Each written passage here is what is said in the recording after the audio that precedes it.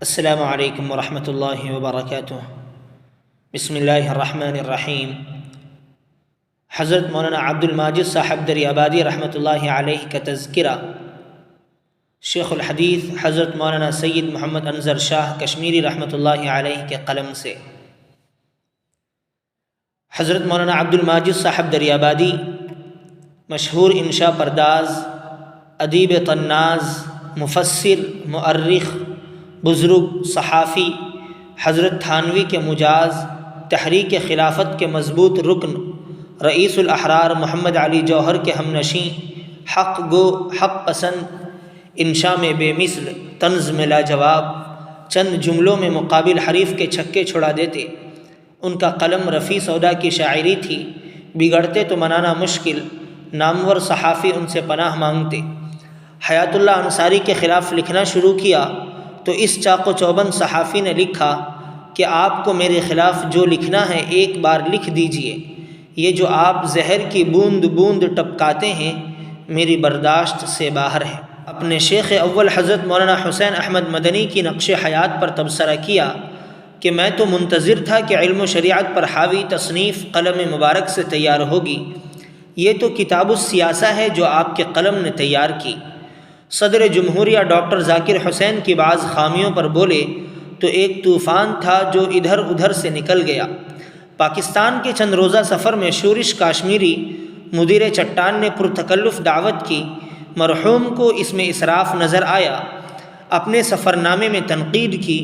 شورش نے جواباً لکھ دیا کہ آپ کے خلاف یہ لکھوں گا وہ لکھوں گا۔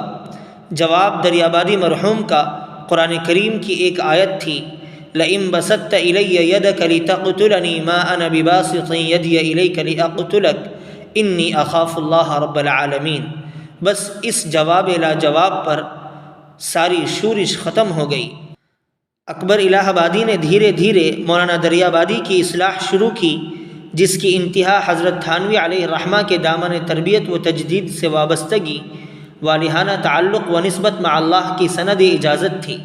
وہ صرف دو شخصیتوں کے مرید باصفا تھے، محمد علی جوہر اور حضرت تھانوی رحمۃ اللہ علیہ۔ سفر نامہ حجاز، نقوش و تأثرات، تفسیر وغیرہ علمی شاہکار بطور یادگار چھوڑے۔ ذاتی جریدہ، پہلے سچ پھر صدق جدید، دیکھنے میں بدزیب لیکن ایک دنیا اس کا انتظار کرتی، اور ان کے البیر انداز، طنز کے چبھتے ہوئے نشتر، قلم کی تلوار اور اس کی کاٹ کے کچھ مزے لیتے تو کچھ تھراتے۔ اس ظلوم و جہول انظر شاہ کو شرف مراسلت سے بارہا سرفراز فرمایا۔ ایک بار شرف نیاز کے لیے دریاباد حاضری کی تمنا ظاہر کی تو تحریر فرمایا کہ آپ تکلیف نہ کیجیے، کبھی لکھنؤ آنا ہوا تو لکھیے، میں دریاباد سے لکھنؤ پہنچ کر آپ سے ملاقات کر لوں گا۔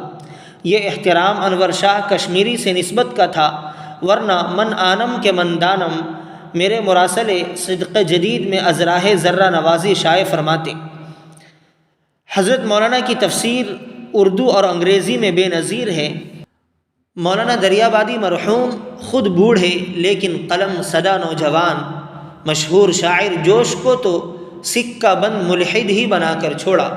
انضباط اوقات میں حضرت تھانوی رحمۃ اللہ علیہ کی طرح بے مثل تھے۔ مرحوم کے چھوٹے چھوٹے شذرے بڑے ذوق و شوق سے پڑھے جاتے اور ہند و پاک کے بہت سے اخبارات میں نقل ہوتے۔